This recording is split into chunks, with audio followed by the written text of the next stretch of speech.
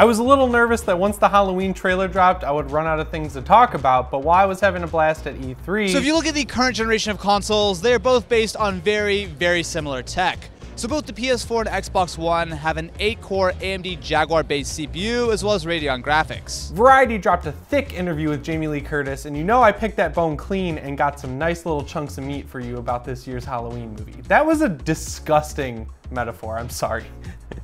The weirdest thing I got out of this article is that Jake Gyllenhaal is partially responsible for this movie even being a thing. He's friends with Jamie Lee Curtis and her husband, and I guess they were on vacation or something in the mountains, and he was like, hey, I have this friend, David Gordon Green, who directed Pineapple Express. I think he wants to meet you to talk about Halloween. It's weird. I don't even know how that would come up in an interview, but there you go. The whole interview was super candid. It honestly felt like one of those interviews at the end of a press junket when the actor seems like they're drunk because they're just answering anything. I kind of want to ask one question. Was these kids never saw a picture of their grandparents? I know, like, well, you can't ask this question. You can't ask this question. We can do this talk later. That's outrageous. I don't know what you're talking about. Oh, spoiler alert, it's fine. But Jamie Lee Curtis had something really weird to say to fans who are upset that Halloween 2, 4, 5, 6, H20 and Resurrection are no longer canon. With this one, we literally cut the line. Whether or not people loved or hated those stories has no relevance to this movie. And you know what? If you saw my other video on the topic, you know I'm absolutely fine with this. I like the confidence she's showing though. I know she's just talent at the end of the day, but still, it's cool to see her being so gung-ho about the story decisions they made with this movie. The article also casually reveals the budget of this movie, which is about $10 million, and that puts it on par with something like Split or Insidious 3 rather than Happy Death Day or Truth or Dare.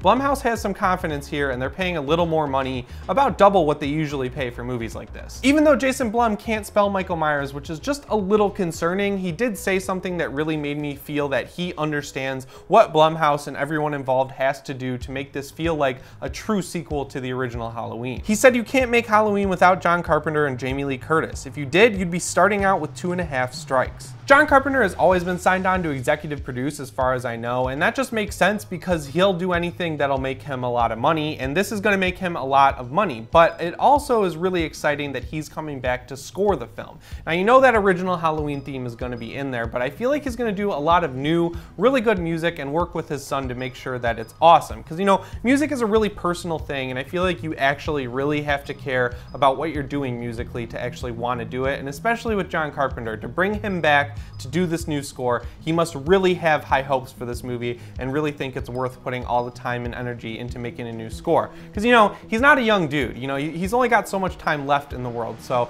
if he's taking all this time to score a movie, you know that he's confident that it's going to be good. Going back to H20, I noticed in the comments on the video I did about killing off every movie after the first film that you guys are actually pretty upset that they're getting rid of H20. Now, they asked Jamie Lee Curtis about this in the interview, and what she had to say is kind of the most John Carpenter answer ever. She said H20 started out with the best intentions, but it ended up being a money gig. The film had some good things in it. It talked about alcoholism and trauma, but I really ended up only doing it for the paycheck. I always thought H20 was a pretty good movie, but it was always missing something to me, and hearing Jamie Lee Curtis say that she was really just doing it for a paycheck by the end kind of made all the puzzle pieces click together in my head. They had a good setup for the story, but a lot of stuff just really went wrong with it, and again, it just didn't really feel like it had a whole lot of heart, and then the first 10 minutes of Resurrection kind of render the entire thing pointless anyway, so in the end, I'm kind of just okay with it fading away. My favorite part of this interview is the way it closes when Jamie Lee Curtis says, "It's the greatest job I'll ever have. My obituary is gonna read Halloween actress dead. I know that, I respect that, and I'm just eternally grateful to have been part of the films." So many actors get their starts through horror movies, and honestly, it always feels like once they do become famous, the first thing they do is try and distance themselves from that and make it look like that's not an accomplishment to be proud of.